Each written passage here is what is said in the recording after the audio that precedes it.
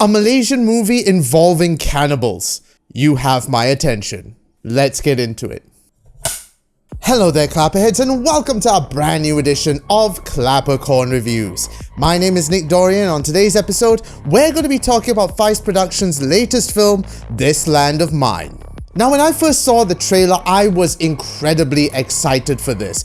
It looked wonderfully shot, was mysterious, was intriguing, was horrifying, and most of all, seemed to involve cannibals of some sort, and that was enough for me to go, okay, let's get into this. Unfortunately, after having seen the film, that excitement dissipated quite quickly. This Land of Mine essentially tells the story of a humanitarian team who sets out to a remote indigenous settlement.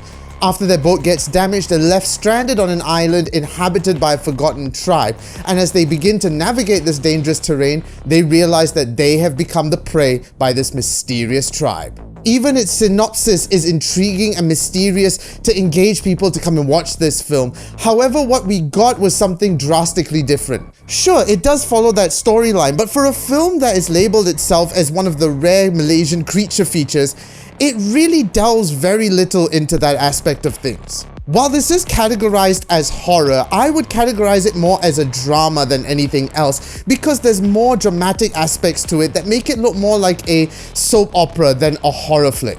But onto the positives first, which of course is its cinematography. Director Faisal Azizuddin as well as his cinematographer Guailo, very aptly named, have crafted something that I can only say is very rare in a Malaysian film. Some of these shots that they have painted are honestly beautiful to look, and the coloring as well by Setio is absolutely stunning at points. They also worked with a German VFX team to bring this whole island to life, and it really shows just how much budget went into this. So safe to say, watching this film was a very pleasing aesthetic experience. And then there are the actors who really delivered that intensity and fear of being stranded on an island. But one of them stood out more than any of them, and that has to be Firdaus Sufian. Coming off his previous jungle stint in Gang Kubo, Firdaus goes back to the jungle once again and truly delivers a performance that I can only describe as much more worthy than the film itself. I'm calling it first, this boy is going places. But now moving on to the aforementioned story.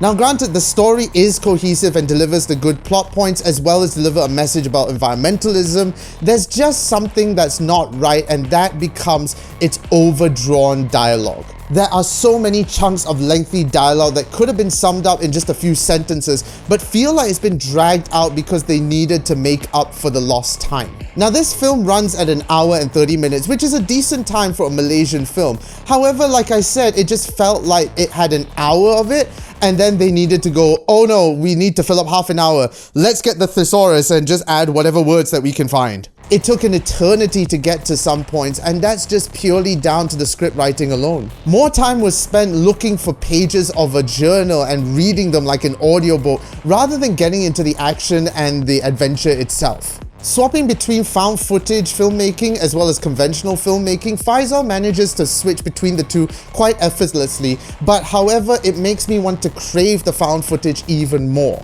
This could have gone so much better if you had just stuck to the found footage format and given us some sort of Blair Witch type film, which is honestly, I don't think it's been seen in a lot of mainstream Malaysian films. Last but not least is this tribe of cannibals, which was alluded to in the trailer as well as the press release. While the concept is incredibly interesting and bold, it just doesn't go far enough because we barely get to see any of that aspect. It's maybe about 10% of the whole film when it could have been at least a 30 or 40%. And that's where the horror element completely disappears and they lean more into the dramatic aspect instead. This could have been a great horror film if they took more risks. At the end of the day, This Land of Mine just falls back into their insecurities. If they had been brave enough to do just a found footage film about a tribe of cannibals in a forest, that would be enough to send everyone to the cinemas to go and watch it. Unfortunately, the reality is we are now left with a film that delivers an environmental message, but at the same time, doesn't deliver on its promise of cannibals, horror, and a good, tight script. So do yourself a favor, This Land of Mine is now in Malaysian cinemas. I still would recommend you give it a watch purely based on the performances and of course the cinematography. That is something to be applauded. So go and catch it right now. And as always, you can check us out on all social media. It's all on the screen at the moment: Instagram, TikTok, and of course YouTube. Go and subscribe and follow those channels for more updates. Thank you so much again for watching. I am Nick Dorian, and until next time, keep watching the movies.